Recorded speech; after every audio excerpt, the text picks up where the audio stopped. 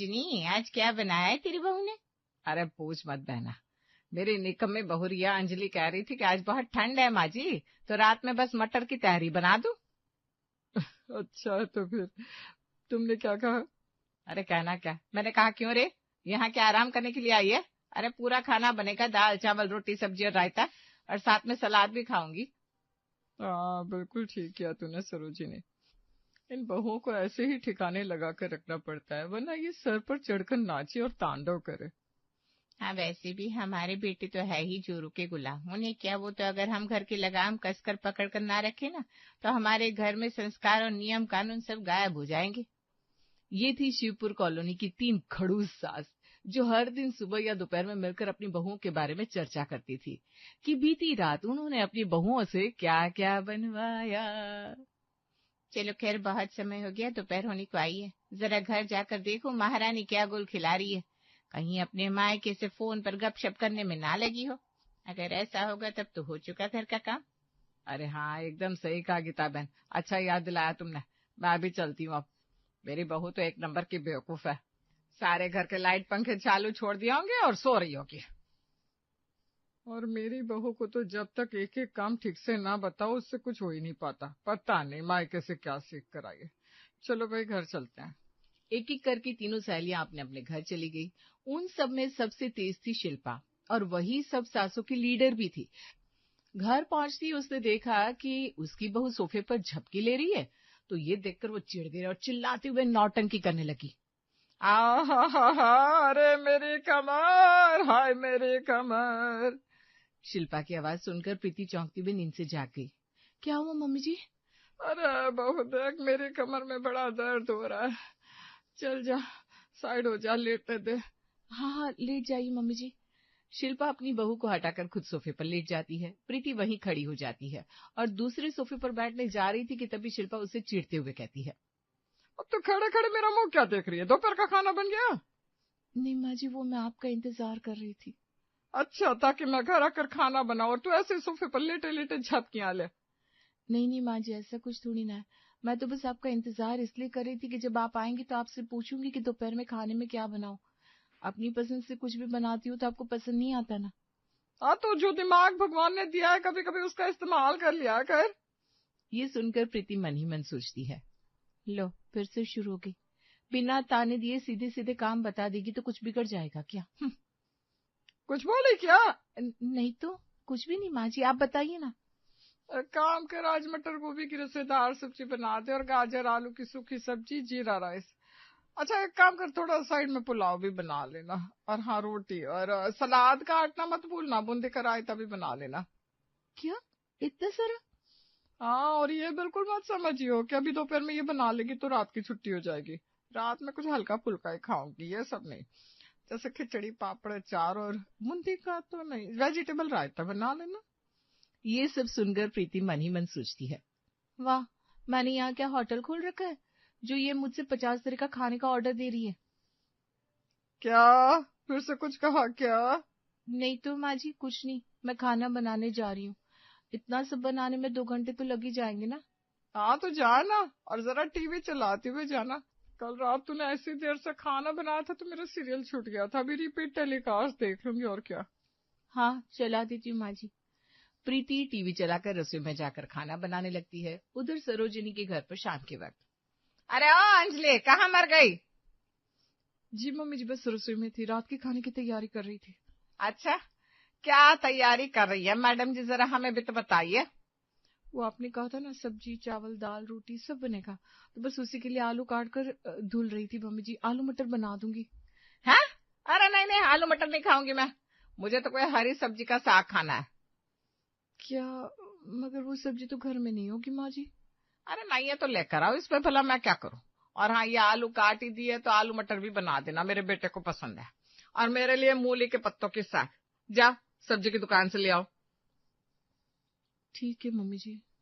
अंजलि गुस्से में बर्तन पटक कर सब्जी लेने चली जाती है। उधर गीता के घर पर भी यही हाल था। अरे शिल्लू, मुझे तो बड़ा अच्छा लगा तुम अपने परिवार के साथ हमारे यहाँ खाना खाने आई। ये तो तेरा बड़प्पन है गीता, वरना घर में बुआ आती है तो लोगों के मुंह बन जाते हैं, मगर तू तो मुझसे इतना प्रेम करती है। रितिका मन ही मन सोचती है। हाँ, प्रेम तो बहुत करती है। मुझसे पूछो बुआ जी कि आपके जाने के बाद आपकी बहन आपकी और आपके पूरे खानदान की कितनी बुराई करती है। क्या कुछ कहा कि रितिका? नहीं तो बुआ जी, कुछ भी नहीं। अरे इसे छोड़ शिलू, तू तो मेरी अपनी बहन जैसी है शिलू, आती रहा कर, अच्छा लगता है। वैसे एक बात है गीता, ये रितिका बहू खाना अच्छा बनाती है, वो भी मेरे लिए इतने खास अलग अलग तरह के बनाती है, मटर पनीर, छोले कुलचे, पुलाव, वाजी वाह, खाकर ना मजा आ गया। जी शुक्रिया बुआ जी, दोबारा जरूर आइएगा, मैं फिर से आपको सब बनाकर खिलाऊंगी। अरे ये शिलू तो बस ऐसे ही, इतना कुछ खास नहीं बनाती, बस बना लेती है। अच्छा चलो फिर मैं चलती हूँ। गीता की ननद की जाते ही रितिका थक कर सोफे पर बैठ जाती है। अरे रे तू बैठ क्यों रही है? क्यों, सब काम तो हो गया ना माँ जी, अब बस बर्तन धुलने हैं, वो सोने से पहले धुल दूंगी। सब काम हो गया? ऐसे कैसे हो गया? अरे रात का खाना बनाने के तेरे मायके से नौकरानी आएगी? क्या, रात का खाना? पर माँ जी, बुआ जी के आने पर दोपहर में मैंने कितना सब कुछ तो बनाया था, छोले तो अभी भी रखे हैं और थोड़ी मटर पनीर भी। शाम को भी तो चाय नाश्ते में आपने कचौरी बनवाई थी, उसका आटा भी रखा है, तो फिर रात में सिर्फ रोटी बना दूं ना। तो तूने हमें दोपहर का बासी खिलाने का सोच रखा है? बासी कहाँ, अभी ये सब मैंने दोपहर में तो बनाया था माँ जी। मुझसे ना बहस मत कर बहू, मुझे रात में लौकी की सब्जी खानी है और साथ में उड़द की दाल, और हाँ वो 2 किलो टमाटर की चटनी बना दे, इतने दिन से कह रही हूँ मैं। जी ठीक है। रितिका भी लौकी टमाटर लेने बाजार पहुंच जाती है। वहां उसे प्रीति और अंजलि दिखते हैं, वो दोनों भी मुंह बनाकर सब्जी ले रही थी। अरे भैया जरा 2 किलो टमाटर देना तो। इतने टमाटर का क्या करोगी रितिका बहन?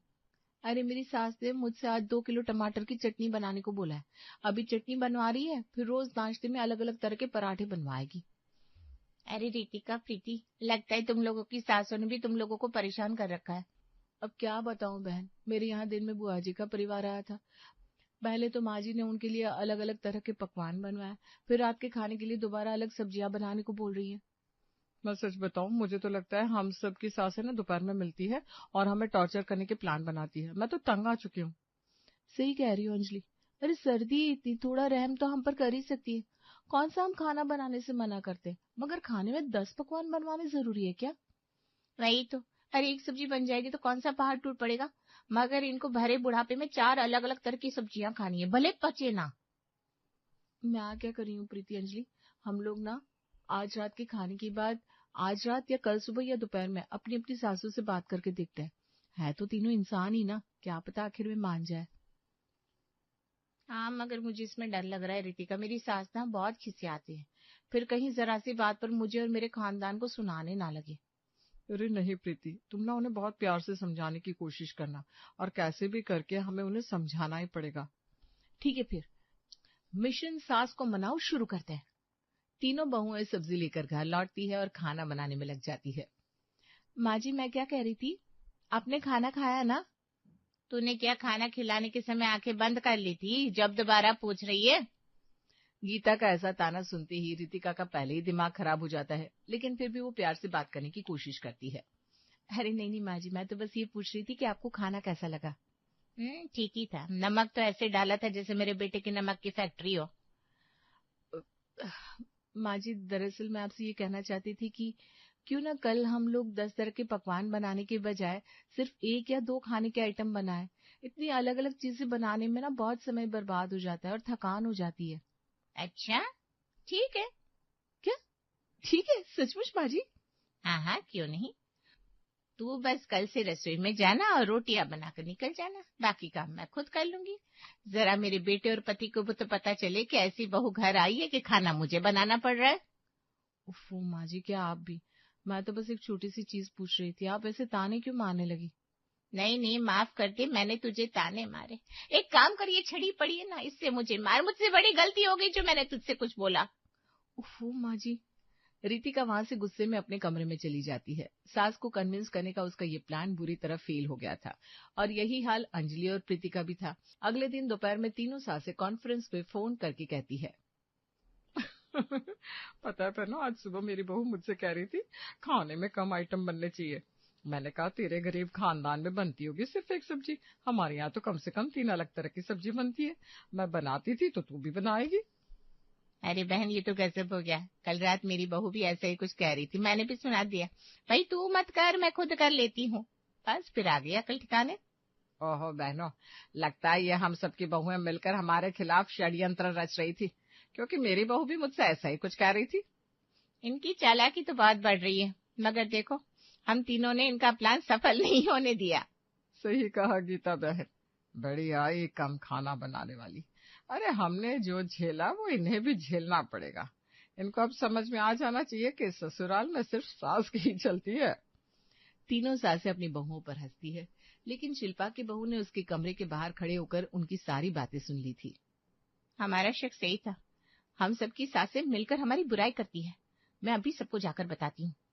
प्रीति अंजलि और रितिका को बाहर बुलाती है और उन्हें पूरी बात बता देती है। हाँ, ये बात तो है, हमारे सामने नौटंकी करके हमारी सासें एक दूसरे से हंसती है। वही तो बताओ, हम दिन दिन भर रसोई में ही जूझते रहते हैं और ये लोग हमें फिर भी इतना बुरा भला समझते हैं। लेकिन अब बस बहुत हो गया, हमें भी कुछ करना चाहिए। कब तक हम इन सासों के जुल्म सहते रहेंगे?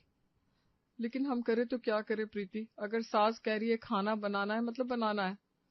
हाँ तो ठीक है ना, हम बनाएंगे, मगर 10 तरह के अलग अलग तरह के पकवान नहीं, एक ही सब्जी को 3 गुना मात्रा में बनाएंगे। अंजलि प्रीति चौंकते हुए एक साथ पूछती है। क्या मतलब? अपने अपने कान इधर ला, अभी बताती हूँ। रितिका अंजलि और प्रीति के कान में फुसफुसाते हुए अपना पूरा प्लान बता देती है, और प्लान सुनते ही तीनों बहुओं के चेहरे पर मुस्कान आ जाती है। वाह वाह, क्या प्लान है रितिका, इससे तो हमारा काम भी एकदम आसान हो जाएगा और हमारी सासें हमें एक ताना भी नहीं मार पाएगी। ठीक है, फिर हम आज दोपहर के ही खाने से अपना प्लान शुरू करते हैं। ठीक है, डन। तीनों बहुएं अपने अपने घर लौट जाती है और खाना बनाने लगती है। थोड़ी देर में रितिका की सास गीता रसोई में आती है और उससे पूछती है। क्यों भाई, आज तुमने मुझसे दोपहर में खाने के लिए नहीं पूछा? चिंता मत करिए माँ जी, मैंने 2 तरह की सब्जी बनाई है और दाल भी, और देखिए रोटियां तो खूब सारी सेंक भी दी। अच्छा ऐसा क्या, जरा मैं भी तो देखूं। गीता बर्तन हटाकर देखती है तो चौंक जाती है। अरे कहाँ है तुम्हारी 2 तरह की सब्जी? यहाँ तो सिर्फ ये हांडा भरकर दाल और ये इतनी सारी रोटियां हैं। अरे तूने इतनी रोटियां क्यों बनाई? अरे माँ जी, मैंने कहा ना 2 तरह की सब्जियां हैं, मतलब है, आप चिंता मत करिए। लगता है ठंड तेरे दिमाग पर चढ़ गई है, इसीलिए इतनी बहकी बहकी बातें कर रही है। अरे नहीं नहीं माँ जी, अब पकवान बस आती ही होंगे, आप रुकिए तो। रितिका ने इतना बोला ही था कि तभी वहां अंजलि और प्रीति आ जाती है। उनके हाथ में एक बड़ा बर्तन था। अरे तुम दोनों यहाँ क्या कर रही है, और ये सब क्या है? नमस्ते आंटी जी, ये देखिए मैंने खाने में 2 तरह की सब्जियां बना दी है। मैंने बनाया है राजमा और ये मटर लौकी आलू की सब्जी। आज देखिए मैंने बना दिया ये वेजिटेबल रायता और जीरा राइस। ये लो प्रीतिका। और ये लो बहनों, ये रही दाल फ्राई, और ये रही तुम दोनों के लिए रोटियां। इस तरह से रितिका प्रीति और अंजलि को रोटियां और दाल दे देती है, और प्रीति और अंजलि से 2 तरह की अलग अलग सब्जियां, रायता और चावल ले लेती है। जैसी प्रीति और अंजलि वहां से चली जाती हैं। क्यों माँ जी, अब तो ठीक है ना? मैंने दाल रोटी और 2 तरह की सब्जियां बना दी है, और देखिए साथ में चावल और रायता भी है। क्या, मगर तुमने तो सिर्फ दाल रोटी बनाई। अब क्या हुआ मम्मी जी, घर में 10 तरह के अलग अलग पकवान तो बन गए ना, क्या फर्क पड़ता है मैंने बनाए हो या किसी और ने? आपके घर की रिवाज तो नहीं टूट रहे ना। ठीक है, जो करना है करो। अब गीता के पास कुछ कहने को बचा नहीं था, वो चुपचाप वहां से अपने कमरे में चली जाती है। वहीं अंजलि और प्रीति के घर में भी यही हाल होता है। ये सब क्या चल रहा है अंजलि, तू ये प्रीति और रितिका के घर से खाना लेकर क्यों आई? वो दरअसल माँ जी, हम सब ना सुबह शाम 36 पकवान बना बना कर थक चुके थे, इसलिए रितिका ने हमें ये शानदार आइडिया दिया कि हम तीनों मिलकर 2-2 आइटम ही ज्यादा मात्रा में बना दे और फिर एक दूसरे के घर भिजवा दे। ऐसे सबके खाने में वैरायटी भी बढ़ जाएगी और आप लोगों को कोई समस्या भी नहीं होगी। क्यों, है ना माँ जी, कोई दिक्कत नहीं है ना? क्या? हाँ, दिक्कत तो कोई नहीं, बस क्या माँ जी, अरे आपका काम तो पूरा कर लीजिए। आप अभी अपने कमरे में जाएंगी, रितिका और प्रीति के साथ से कॉन्फ्रेंस कॉल करेंगी और हम सबकी बुराई करेंगी। मैंने सुना था उस दिन। क्या? हाँ, तो आप उन लोगों से पूछ लीजिएगा कि क्या अब आप तीनों को इसमें भी कोई दिक्कत है, और हो तो बता दीजिएगा प्लीज। अब तो सरोजिनी एकदम चुप हो जाती है, उसके पास कोई जवाब ही नहीं था। और अंजलि ये देखकर मुस्कुराते हुए वहां से चली जाती है। आखिर में तीनों बहुओं रात की थाली में खुशी खुशी 10 पकवान बना ही लेती है।